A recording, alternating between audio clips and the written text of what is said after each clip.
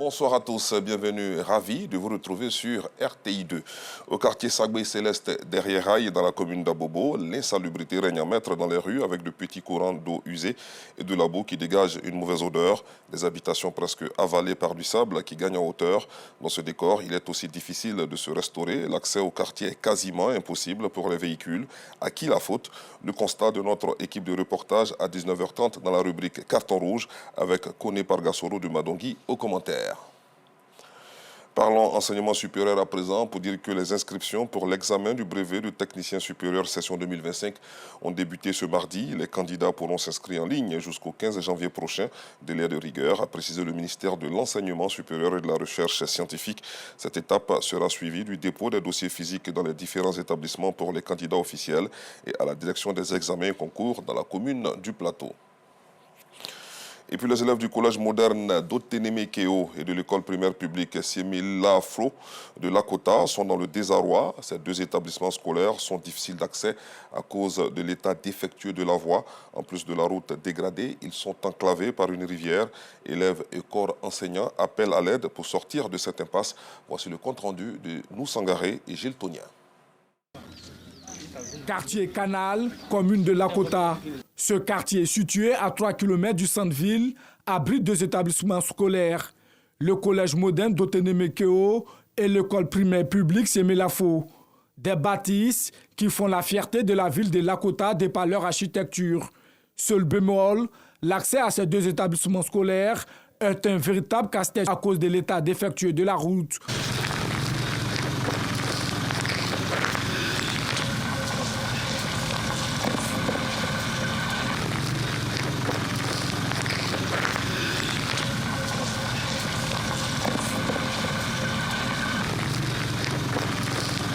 Outre ces routes distordues, ces deux établissements sont enclavés par une rivière. À la moindre pluie, c'est la désillusion chez les élèves. C'est un peu difficile par rapport à la route. Quand la pluie vient le lendemain, on vient à l'école. Les motos doivent s'arrêter avant que les enfants n'aient qu'à passer, avant que les motos doivent passer. Pour faciliter la traversée des élèves, un pont de fortune a été érigé. Malheureusement, les récentes pluies qui se sont abattues ont affaissé les 10 ponts. C'est donc la débrouille pour les élèves. Si nous avions quoi à 7h30, que nous devions nous réveiller à 6h. À 6h, nous venions. L'eau a rempli tout le coin. Toi, nous cherchons une solution pour passer. Soit nous allons vers nos kakis. Ceux qui ont mis des culottes en bas, on enlève nos kakis. On traverse l'eau là. On finit à arriver devant. On reporte nos kakis, on se fout. Et on se va le corps. D'ici quand on arrive, on fait tout ça. L'air a déjà passé, donc parfois on peut rater les coups. De jour en jour, l'inquiétude gagne du terrain chez ces élèves. Quand on soit à la maison pour revenir à l'école, c'est difficile. Route est trop gâtée. Le pont aussi, c'est gâté.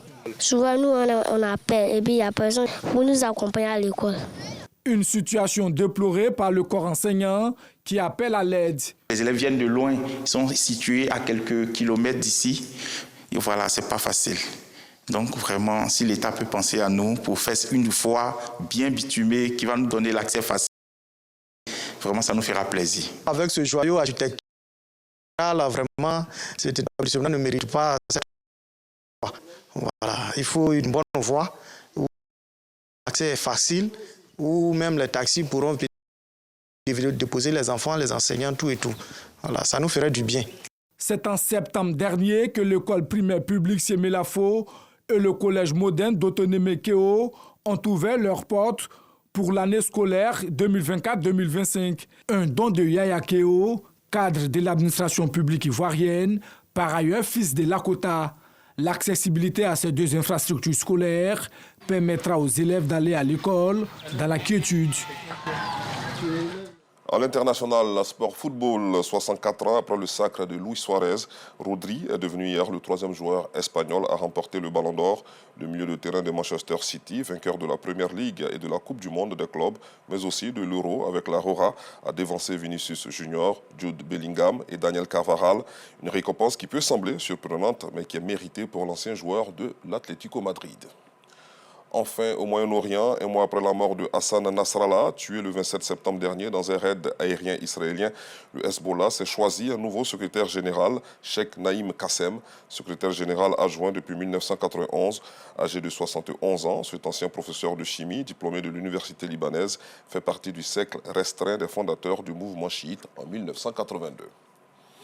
Rendez-vous à 19h30.